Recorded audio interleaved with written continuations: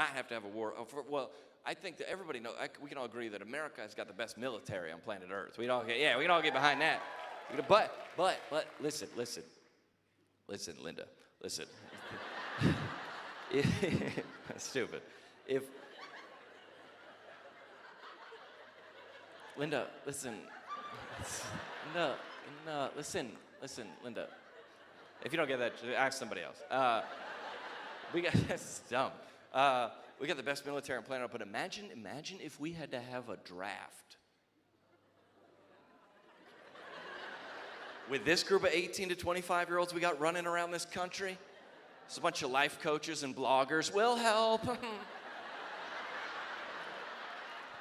I don't want to get my shoes dirty. You ever been shot? No, I've been triggered. Okay. It is over, dude. Imagine if you realize that's how this country was built. 18 to 25-year-old men fighting, protecting our free. Not like this. 18 to 25-year-old men, that's who built this country. You realize if the Civil War happened today, win the battle, wouldn't even make it to the field. All right, men, tomorrow we march. What is that, ragweed out there? Oh, there looks like a lot of pollen out on that field. I did not bring my inhaler. Can you text the general, ask if we can delay till April? This is not the right season for me. I haven't seen the other soldiers, but they've tweeted me some very hurtful things. Just in the bunker, taking selfies. Hashtag Confederate life.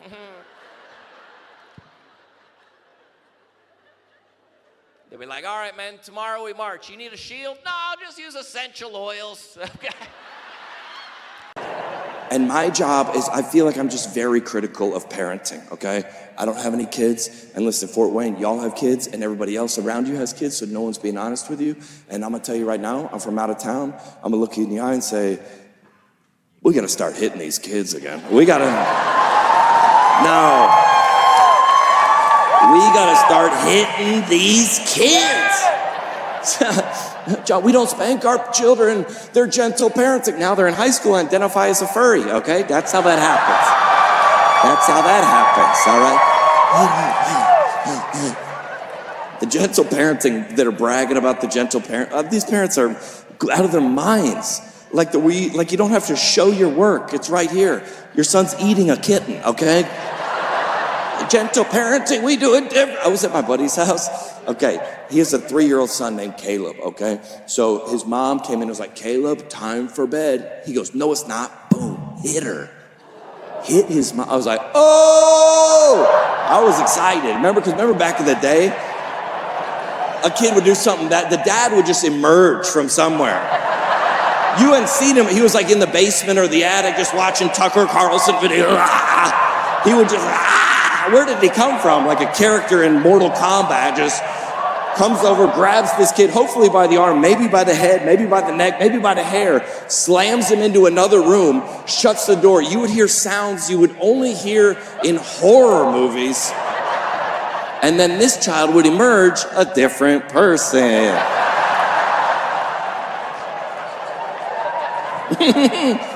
Well, that's not what happened, okay?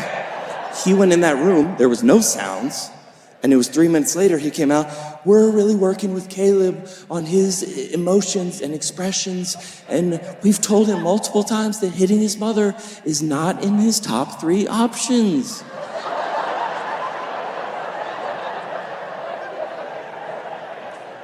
Bro, somebody sent me an article about a family that went to Disneyland, and the mom, it's a true story, sued Disneyland because the son got hugged too tightly by Pluto.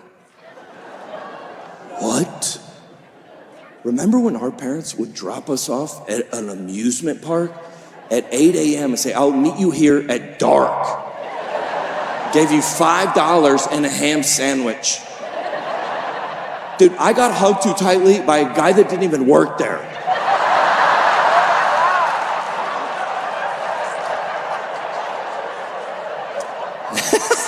He looked like Shrek, but I don't think he was a part of the... That's wild, dude. It's a different world, dude. It's a different world. And I'm the emergency babysitter, okay? I just realized that with all my siblings, they only call me, John, please, we tried everyone. Please, John, everyone's busy, please. All 9 of our babysitters aren't here. Can you babysit? I was like, I'll do it, but I don't like these kids. Plus, I don't need this. I'm rich. I'm not rich. I'm just at that point now where I can like buy Starburst and like throw away the yellows now. Just one level up, you know what I'm saying? But I take my nieces and nephews out, and whenever they do bad stuff, I was like, this isn't a reflection on me because I'm not the owner.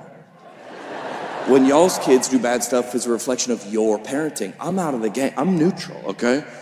Some guy comes up to my niece, he's like, Knuckles, and she was like, And then he looks at me. I go, dude, I'm not a part of this. Take the L and move on. She don't want to give you the knuckles. One time, my nephew was like a bigger guy in the restaurant. He goes, is that guy pregnant? I was like, nice, dude, let's go. You heard about this kid that was born in a Chick-fil-A? There was a kid. There was a kid born in a Chick-fil-A this summer. Yeah, realize the kid. Listen, I know we don't know the day or the hour when the Lord is going to return, but if that ain't a sign right there, I'm just saying. I'm following his mom on Instagram, notifications on. I need updates, okay? There was no room at the Marriott. They sent him to the Chick-fil-A. He was born, she went into labor in a Chick. They brought her in, laid her back on a pillow of chicken minis. No epidural, just spicy chicken sandwich. I can't feel anything.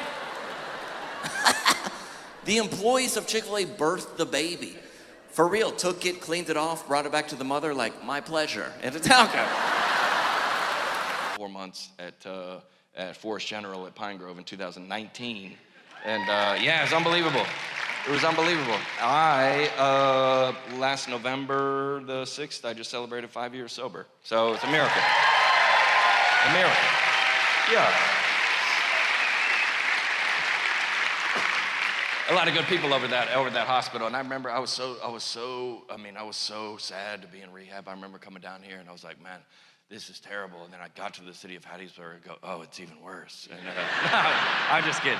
It's a beautiful city, and I say a lot. There's so many people in the city that people kind of knew me when I came down here. And the first week, everybody's like, what are you doing down here? I was like, I'm on a golf trip. And then I was like, you're here for 4 months, and you're in Hattiesburg. There's no way.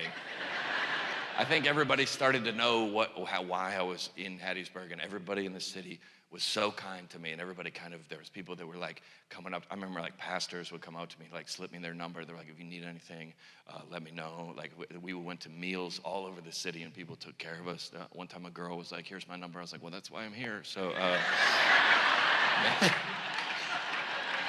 maybe don't do that, but you can look that up. Don't look it up, but anyway. But it is. But there's a lot. I would say this: that there's a lot of people I was in treatment with. I was probably in there with 50 or 60 guys, and there's probably 4 or 5 of them that have not made it. That they've passed. That they had a lot of addictions, and it gripped them too heavily. And I always like. I think I said this last time I was here. One of the guys, we are all in a group text. When we all left Hattiesburg, we're on a group that we're going to stay sober. We're going to stay strong. We're going to go to meetings. And one of these guys, after about a couple months, he dropped off of the group text. And then we knew if you're an addict or you know anyone with addiction, you know what that means, that they've gone back out, It just makes me sad to even say. And then there was another month went by and this got way too serious. My bad. You're like, I thought this was a comedy show. People are crying now. My bad. Anyway, we're going to pass around the buckets. If you have a couple dollars, so do this. Forest General asked me to just pass the buckets. I'm just kidding. That was wild. That got too serious. No, all right, let me just finish. I get nervous when I tell a story and people aren't laughing because I can't see y'all. I don't know. You guys are like, what is happening? What's the score of the game? But we eventually got like an obituary that he had passed away, and I've never forgot that because he relapsed or whatever, right? And he didn't want to come back. He didn't want to come back into the group text and say that he had relapsed or that he failed, and that it was that I always say addiction did not kill him. It is the shame that killed him. That over death, like either the enemy or the devil or whatever you want to call him. If you're not a Christian in here, that doesn't matter. Well, it does matter, but It matters the most, but no. Whatever was whispering to him, if you got back into that group text and all those other guys that are sober, if you told them you relapsed, that they would make fun of you, that they'd be embarrassed of you, that you're a failure, and it was the devil that whispered to him so loudly that he couldn't overcome it, and the devil whispered to me, and many times, and I'm lucky to have made it on the other side. And if I ever came back to Hattiesburg, that I would tell y'all thank you. You might have saved my life. Really, that's it. That's it. That's it.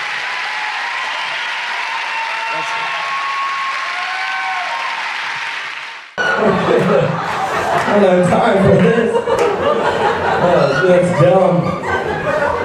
Or interesting. I think all you guys do here, I think I drove around for a little this afternoon, but all you guys do here is just buy and sell gold. Is that what you guys do, Scottsdale? Like, we'll buy your gold. Like, what, since 2012? If the recession crashes, like, you're gonna do nothing with gold. Like, I don't know why everybody's wanting to buy it all the time, but I get, like, selling your gold to, like, a store. But, like, have you seen, like, the Cash for Gold commercials? Like, you want us to do what now? Go all around our house, get all of our gold together, and then put it in an envelope? What about, like, a box? Like, some secure packaging, maybe some insurance, a tracking number? Nah, just an envelope. Just throw it in there. Lick it up, seal it, and then who should we address it to? Just Cash for Gold. Big black, clear letters, just Cash for Gold. And then just go drop it in your mailbox, put the red flag up. That sounds like a good plan until the mailman comes, makes $8 an hour. Picks up your Cash for Gold envelope that weighs 13 pounds. Probably his last day on the job, I'm just saying. But who's the Cash for Gold who's the postman that got the Cash for Gold warehouse on his route? He's like, all right, anything coming in and out of this building here has got to be either cash or gold. Goes to that place every day and delivers a piece of mail in 3 weeks. Scottsdale, man, you guys need to tighten it up. This is probably the Cash for Gold headquarters here, man.